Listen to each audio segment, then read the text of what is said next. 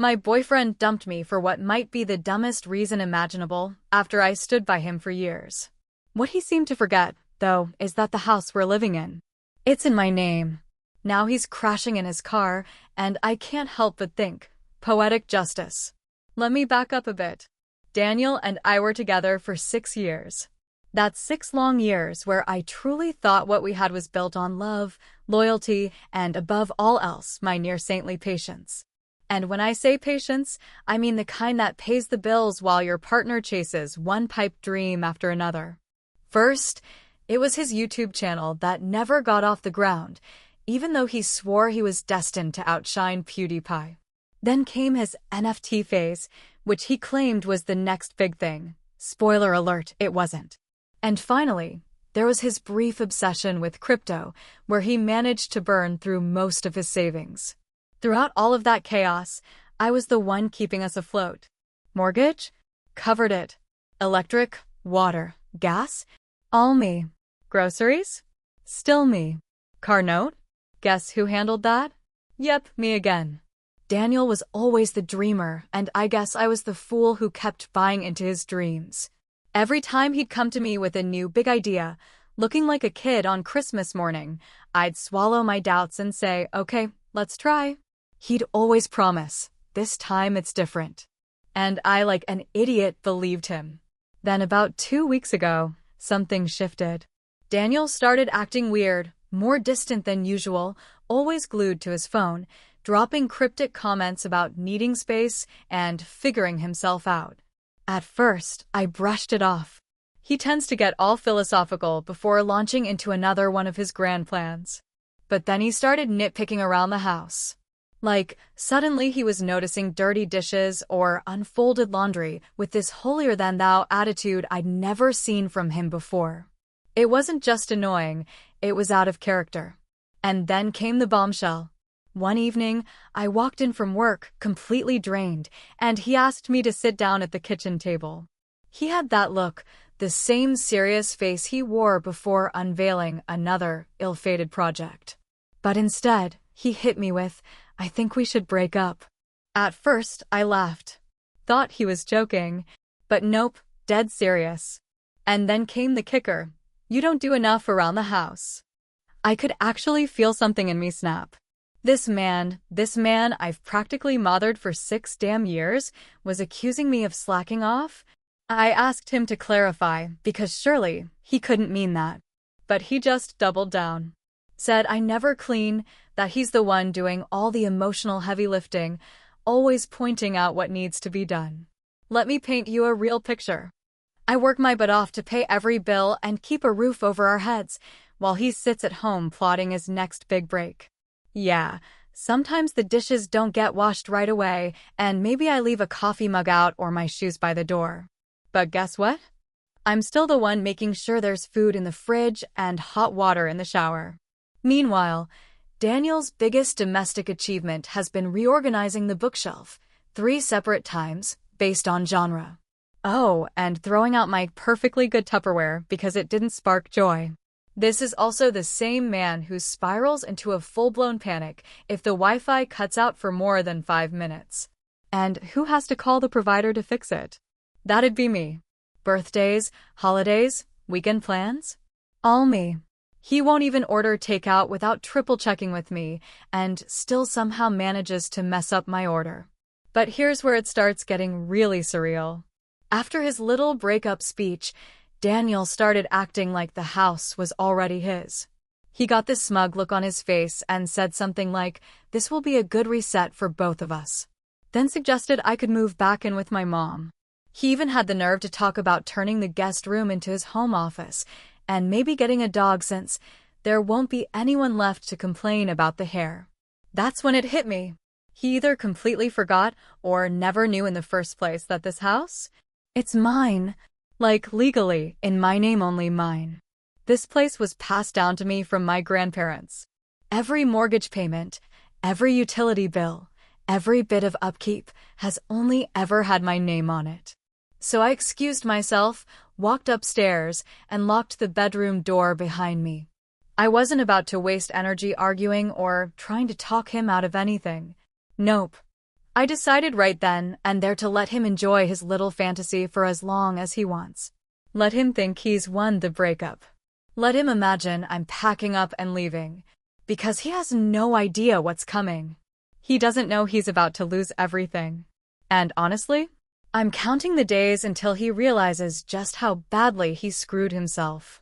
So yeah, like I mentioned before, my boyfriend, well, ex now, Daniel broke up with me completely out of the blue. His reason? He said I didn't pull my weight around the house. Which is honestly laughable when you consider that I've been the one footing every single bill for years. We're talking mortgage, power, groceries, you name it. And while I've been out here grinding, he's been working on himself. Let's not forget, I also cleaned, cooked, and handled basically every chore that didn't require touching his precious gaming setup.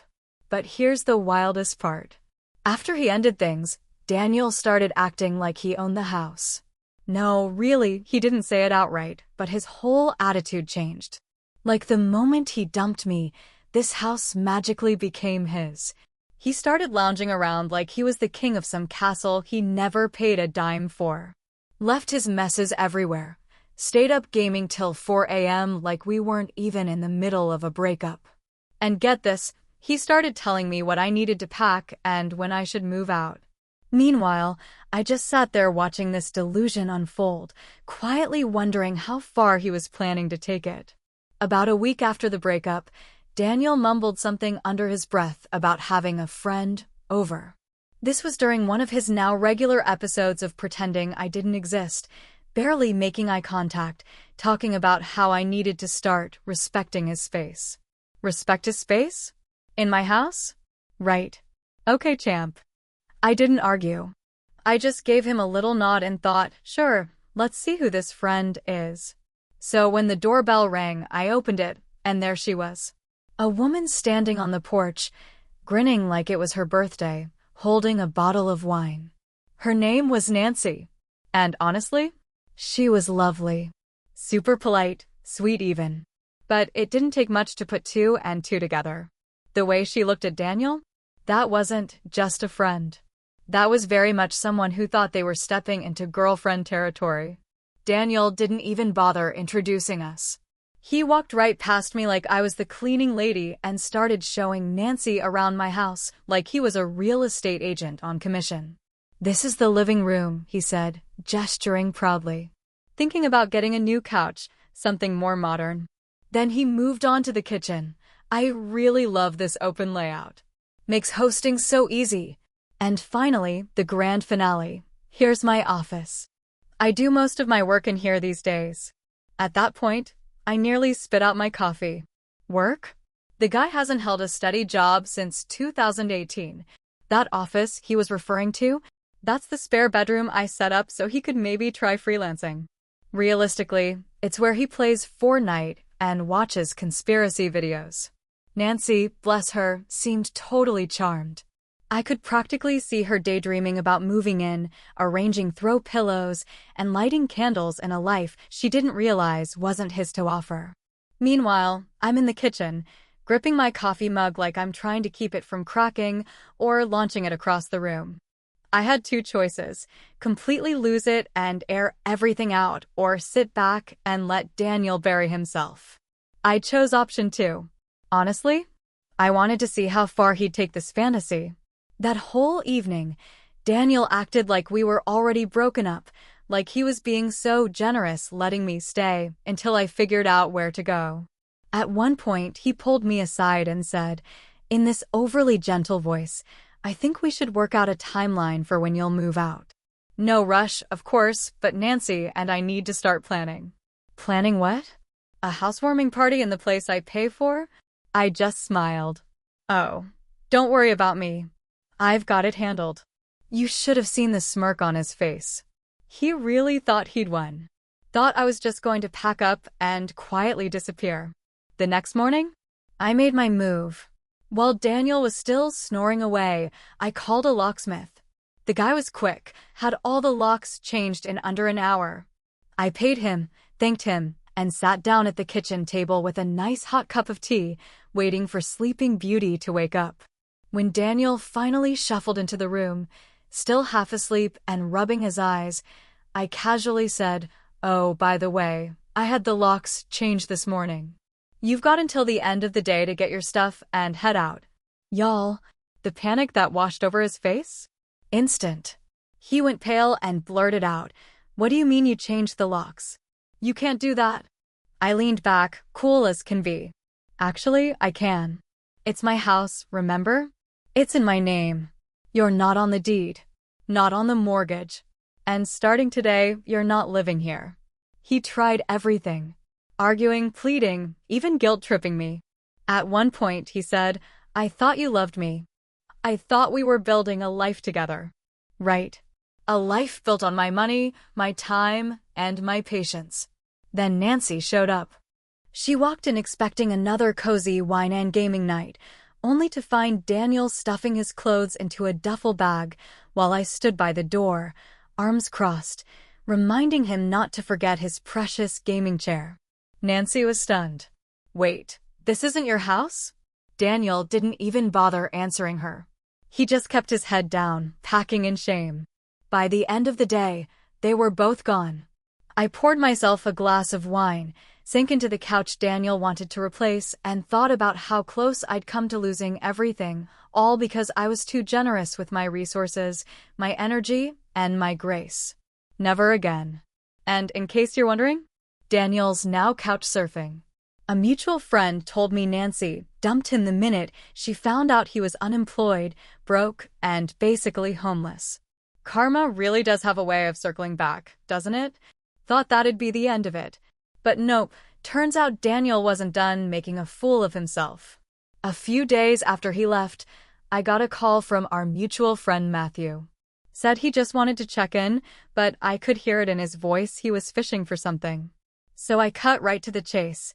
"Did Daniel send you?" There was a pause, then a sigh. "Yep."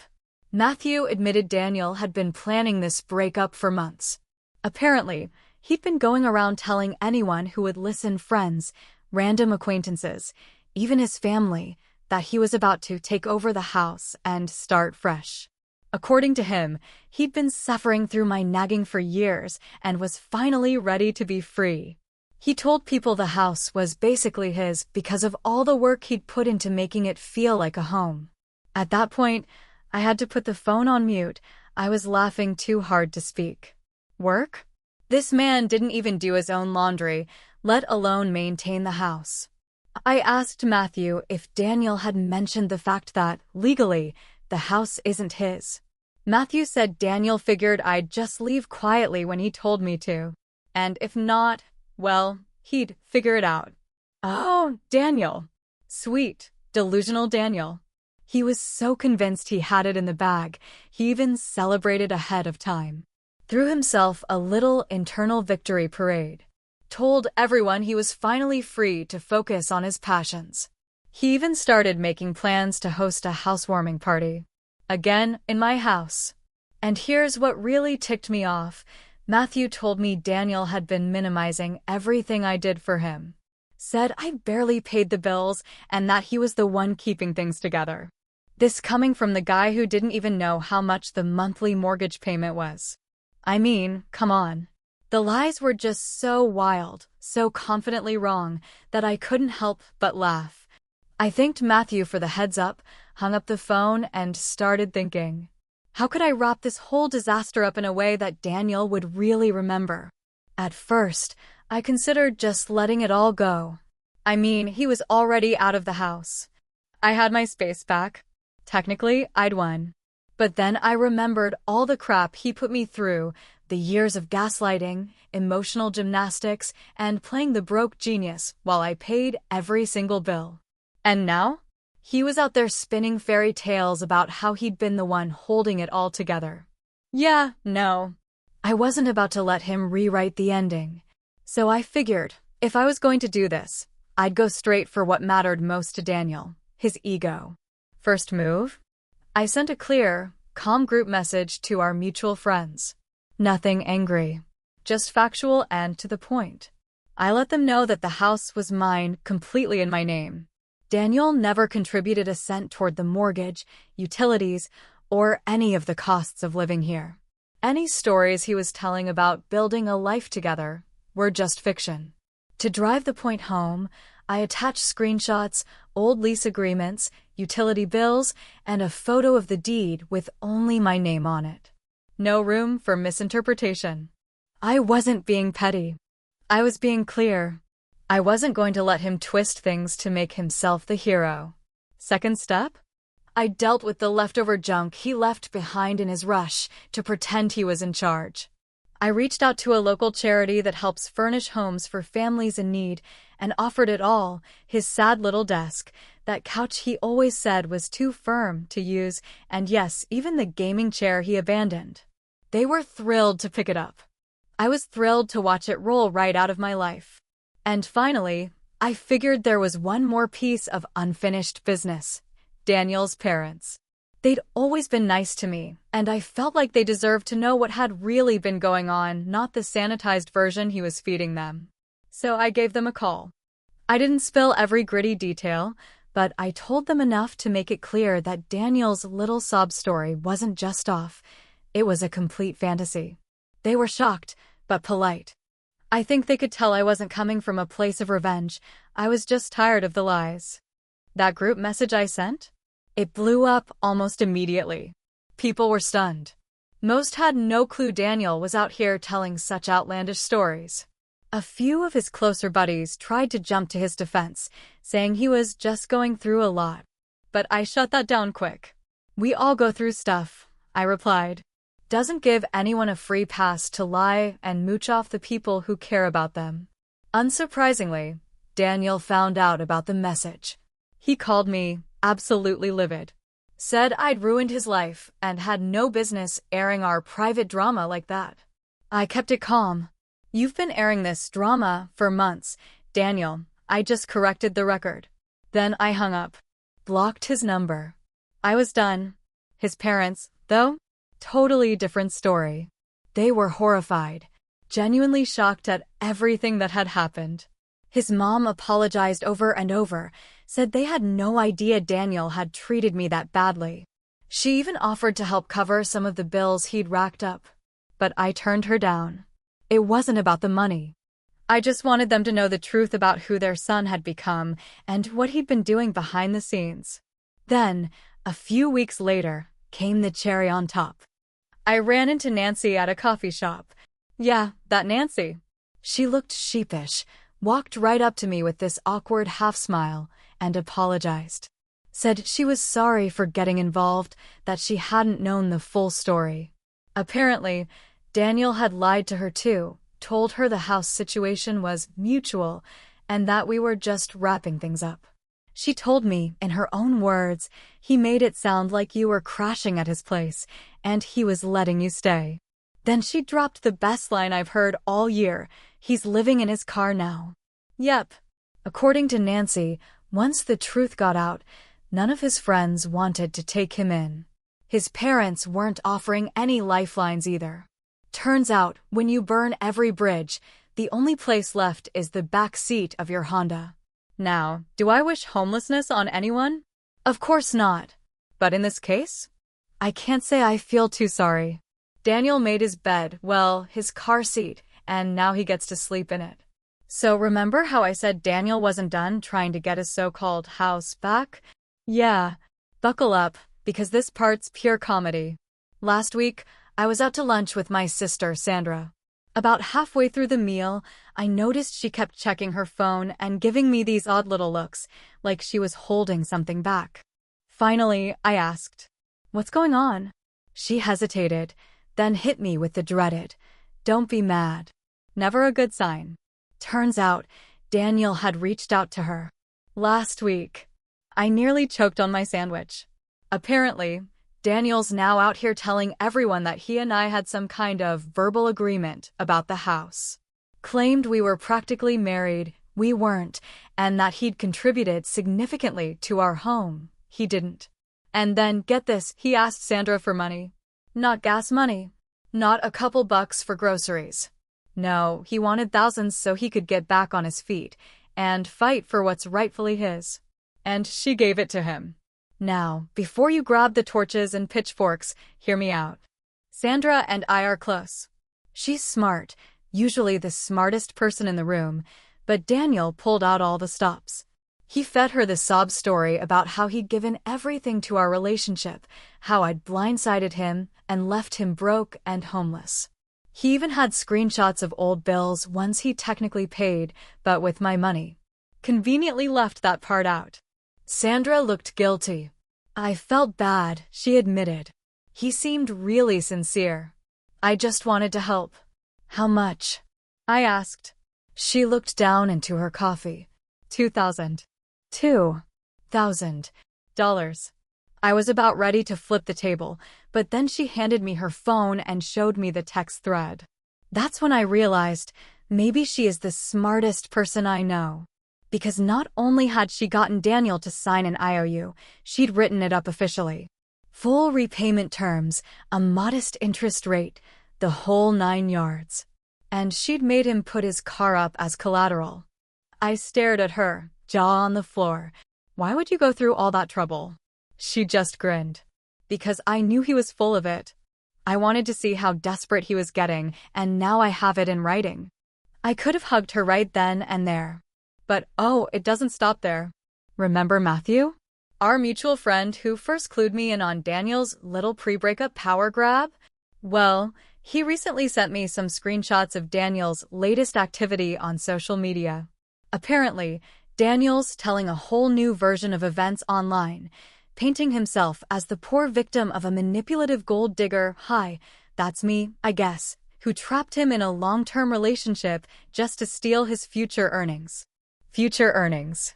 As in the money he never made from all those failed ventures I bankrolled.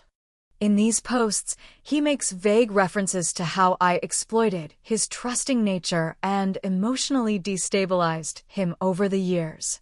This coming from the same guy who once threw a full-blown tantrum because I bought the wrong brand of energy drink. And here's where it gets absolutely wild. My friend Ashley has been keeping tabs, Daniel's telling different stories to different people. Some folks hear that I was a manipulative ex who sabotaged his career. Others get the version where he's the devoted partner who gave everything up for love. And in some versions, we were business partners and I stole from him. Each story is more dramatic than the last. One person even told Ashley that Daniel claimed I promised to add his name to the deed as a birthday present, but then changed my mind out of spite. That would be hilarious if he hadn't literally forgotten my birthday one year because he was busy trying to become a Twitch streamer. One after another. Angry. Rambling. Some barely coherent.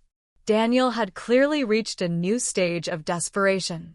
He accused me of ruining his life, said I'd stolen everything from him, and claimed he was going to expose the truth to everyone we knew. Apparently, I've got all these dark secrets he's ready to unleash.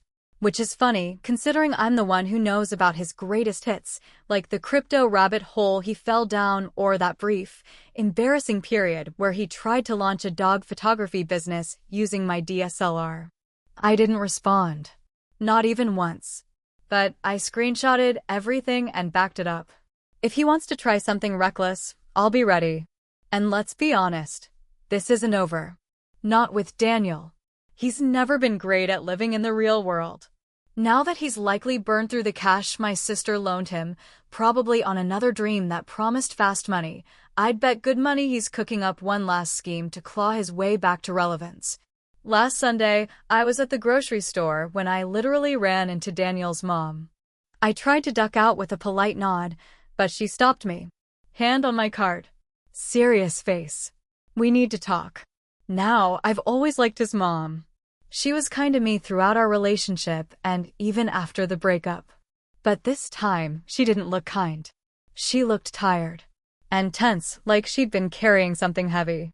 She asked if we could grab coffee, and I agreed. Mostly out of curiosity and maybe a little concern. We sat down, and before I could even take a sip of my drink, she leaned in and said, I have to tell you what Daniel's been doing. It's gone way too far. Apparently, Daniel showed up at their house a few days earlier with some ridiculous story about how he was going to get his house back. Claimed I tricked him into putting everything in my name. Said he had proof he gave me cash for the down payment. His mom shut that down fast. She reminded him she and his dad were physically present when I bought the house, long before Daniel ever moved in. But instead of backing down, he doubled down, told her he was building a legal case and just needed a little funding to set things right. When they refused to give him money, he snapped. Accused them of never supporting his dreams. Told them they were choosing me over their own son. She looked down at her hands while she told me this. I don't recognize him anymore, she said quietly. He's not the same person. And I think it's time we stopped pretending he is. Then she told me something that made my stomach drop. Daniel had been conning his own family. He convinced his 19-year-old sister that he'd already bought me out of the house and needed money to fund renovations. She gave him her entire savings. He fed different versions of the story to different relatives. To some, we were secretly married. To others, I'd promised him the house in exchange for his so-called sweat equity. And it didn't stop there. He told his grandmother I was holding his gaming equipment hostage, the same junk I'd donated to charity months ago. Then she showed me something on her phone that almost made me spit out my coffee. A GoFundMe page.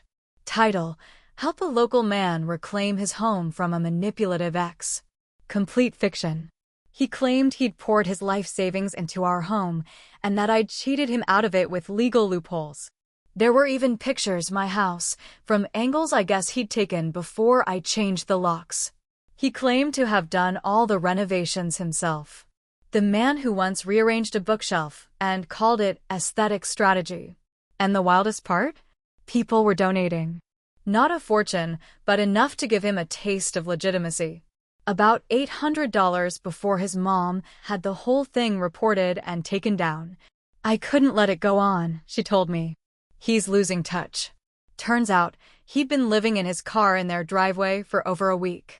Refused to come inside unless they backed his fantasy. Every day he'd leave, talking about legal meetings. Every night he'd come back with new updates about how close he was to reclaiming his kingdom. What finally pushed his mom over the edge? She overheard him calling Nancy, yes, that Nancy, asking her to be a witness and testify that the house was always meant to be his. Nancy laughed, then hung up. At this point, his mom leaned forward and said something I didn't expect. I'm not here to make excuses for him. I'm here to tell you that we're done. She and his dad had finally made a decision. New locks.